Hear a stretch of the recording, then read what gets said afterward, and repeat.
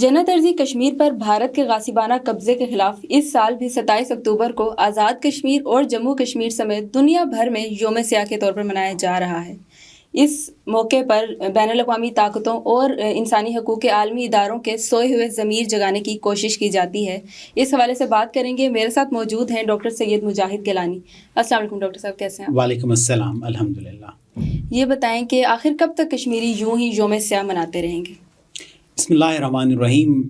دیکھیں، قوموں کی جو زندگیاں ہوتی ہیں، جو قوموں کے ادوار ہوتے ہیں، وہ فقط کچھ دنوں پہ، کچھ مہینوں پہ یا انفیکٹ کچھ دہائیوں پہ بھی محیط نہیں ہوتے، بلکہ اگر آپ تحریک پاکستان ہی کو دیکھ لیجئے، اور اگر ہم اس کا شروع جو ہے وہ تحریک پاکستان کا شروع جو ہے وہ ہم جنگ آزادی سے ہی کر لیتے ہیں، 1857 کی بات کر رہا ہوں، تو پھر دیکھیے کہ پاکستان بنتے بنتے 1947 ہو گیا تھا۔ اور یہ 1857 کی بھی جو بات ہے یہ بہت ہی لیٹ انداز میں بات کر رہا ہوں۔ اگر دیکھا جائے تو جو برٹش ایسٹ انڈیا کمپنی تھی وہ بہت پہلے ہی آ چکی تھی، اور اس کے بعد سے آہستہ آہستہ اس نے اپنا ایک غاصبانہ قبضہ پورے برصغیر پاک و ہند پہ کر لیا تھا۔ تو قوموں کی جو زندگیاں ہوتی ہیں وہ فقط کچھ دہائیوں پہ محیط نہیں ہوتی، اور جو آزادی ہوتی ہے یہ پلیٹ میں رکھ کے نہیں مل جاتی۔ یہ ہم کشمیریوں کو معلوم ہے، اور یہی وجہ ہے کہ آج تک کشمیریوں نے دریغ نہیں کیا کسی قربانی سے۔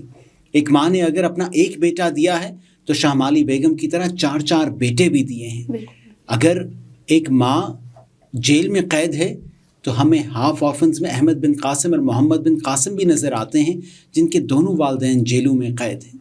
مقبوضہ جموں و کشمیر کے اندر کئی کہانیاں ایسی موجود ہیں، اور یہ کہانیاں وہ نہیں کہ ہر کہانی کے آخر میں کوئی بھی والد، کوئی بھی والدہ یا بیٹا بیٹی افسوس کا اظہار کرتے ہوں، بلکہ ہر دفعہ جب بھی ان سے پوچھا جاتا ہے تو یہ کہتے ہیں کہ اگر ہمیں دوبارہ ایک دفعہ مرضی کے ذریعے سے یہ چوائس لینی پڑے تو ہم اسی چیز کو، اسی رستے کو چوز کریں گے۔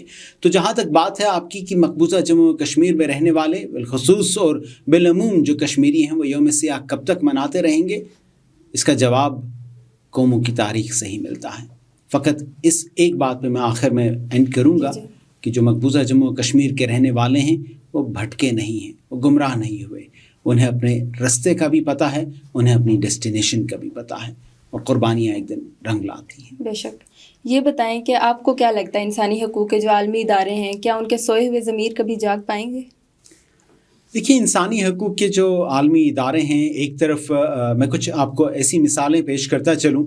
1993-94 ہی کی بات ہے جب ڈاکٹر قاسم فقتو کو پہلی دفعہ جیل میں بند کیا گیا تھا، اور ان کے اوپر ایک جھوٹا کیس جو ہے وہ لاگو کر دیا گیا۔ اس وقت کی ایمنسٹی انٹرنیشنل نے جب ایک رپورٹ پیش کی تو اس رپورٹ کے اندر ببانگ دہل واضح انداز میں لکھا تھا کہ ڈاکٹر قاسم فقتو کا اس کیس سے کوئی تعلق نہیں ہے۔ آج 30 سال گزر چکے ہیں اور وہ اس وقت بھی ادھم پور کی جیل میں قید ہیں، لیکن یہ بھی دیکھیے کہ پہلی دفعہ جو آواز اٹھی تھی وہ آواز ایک انٹرنیشنل جریدے نے، ایک international human rights watch dog نہیں نکالی تھی۔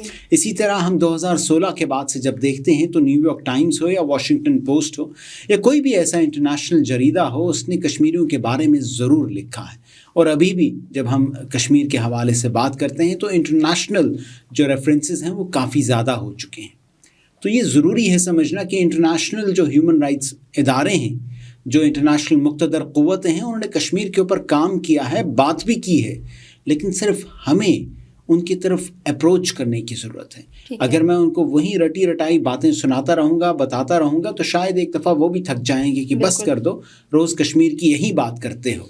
لیکن جب آپ انہیں کشمیریوں کی کہانی، کشمیریوں کی زبانی سنائیں گے، جب آپ انہیں یہ بھی بتائیں گے کہ ہندوستان کے مظالم سے تنگ آنے کے بعد وہاں سے جو کشمیری باہر نکلے ہیں، جو اس وقت یورپ میں ہیں، پاکستان میں بھی موجود ہیں، انہوں نے کس طرح سیلف میڈ ہو کر اپنی ہی محنت کے ذریعے سے اپنا نام روشن کیا ہے، وہی کشمیر کی بات کرنا بھی جانتے ہیں اور کرنا چاہتے بھی ہیں۔ تو یہ بہت ضروری ہے کہ جو انٹرنیشنل ہیومن رائٹس کے ادارے ہیں ان تک جو انفارمیشن پہنچے، جو بات پہنچے، وہ صحیح ریسورسز اور سورسز کے ذریعے سے پہنچے۔ تو مجھے امید ہے کہ جو ادارے ہیں، مقتدر قوتیں ہیں، موورز اینڈ شیکرز ہیں، اگر بہت کچھ زیادہ نہیں تو کم از کم ہیومن کاسٹ جو ہماری ہے اس کو کم کرنے میں کامیاب ہو سکتے ہیں۔ بالکل۔ کشمیری پاکستان کو اپنا وکیل سمجھتے ہیں، آپ کو کیا لگتا ہے کہ پاکستانی واقعی ہی میں صحیح وکالت کر رہا ہے؟ دیکھیے آج 27 اکتوبر ہے، ایک یہ سیاہ ترین دن ہے جو کشمیر کی تاریخ میں ہے. آج کی تاریخ کی جب ہم بات کرتے ہیں تو آپ صرف 2-3 دن پہلے کی بات کر لیجئے تو 24 اکتوبر کو آزاد حکومت ریاست جموں و کشمیر کا قیام عمل میں آیا تھا. تو یہ بہت اہم بات ہے. 1947 ہی سے لے کر اگر ہم شروع کرتے ہیں تو اگر اس وقت پاکستان کی مدد شامل نہ ہوتی تو جو ریاستی مجاہدین تھے جنہوں نے اس وقت اللہ کا ایک نعرہ بلند کیا تھا اور وہ نغمہ جہاد لے کر اس وقت مہاراجہ سے ٹکر کھڑے ہوئے تھے، جو مہاراجہ کی فورسز تھیں وہ بلا شبہ زیادہ تھیں، اور اس کے بعد ہندوستانی فوج جب سرزمین کشمیر کے اوپر لینڈ کر گئی تھی انہوں نے اس کے ساتھ بھی لڑائی کی تھی. اگر اس وقت پاکستان کی پشت پناہی نہ ہوتی تو یہ جو آزاد خطہ آج آپ کو نظر آ رہا ہے یہ بھی اس وقت مقبوضہ جموں و کشمیر کا ہی حصہ ہونا تھا. تو پھر 1947 یعنی ہماری تاریخ کے جو شروع ہے اس وقت سے ہی ہمیں نظر آتا ہے کہ پاکستان بلا شبہ کشمیریوں کے ساتھ کھڑا رہا ہے. یہ بھی حقیقت ہے کہ آج 2023 میں جب ہم تاریخ کے اوراق پلٹتے ہیں اور دیکھتے ہیں کہ پاکستان سے کہیں نہ کہیں پہ لغزشیں بھی ہوئی ہیں، پاکستان نے کہیں نہ کہیں پہ اپنی پالیسیز کو بالکل نظر انداز کر دیا ہے، کہیں پہ پالیسیز بدلی بھی ہیں، لیکن ہمیں ساتھ ہی ساتھ یہ بھی نظر آتا ہے کہ مقبوضہ جموں و کشمیر کے اندر جو شہداء کا قبرستان ہے اس میں پاکستانی بیٹے بھی مدفن ہیں. بالکل. تو یہ ایک ایسا رشتہ ہے پاکستان اور کشمیریوں کا جس میں محبت تو والہانہ ہے، لیکن اس محبت کے اوپر سوال بھی اٹھتا ہے. جب آپ کسی کو چاہتے ہیں تو شکایت بھی اسی سے کرتے ہیں. بالکل ایسے. اچھا، ایک سوال بہت مجھے ہوتا ہے کہ کچھ کشمیری کہتے ہیں کہ ہم نے پاکستان کے ساتھ ہی ہونا ہے، کچھ کہتے ہیں ہم نے ہندوستان کے ساتھ رہنا ہے، اور کچھ کہتے ہیں کہ ہمیں ایک الگ ریاست بنا کے دی جائے. اس پر آپ کیا کہنا چاہیں گے؟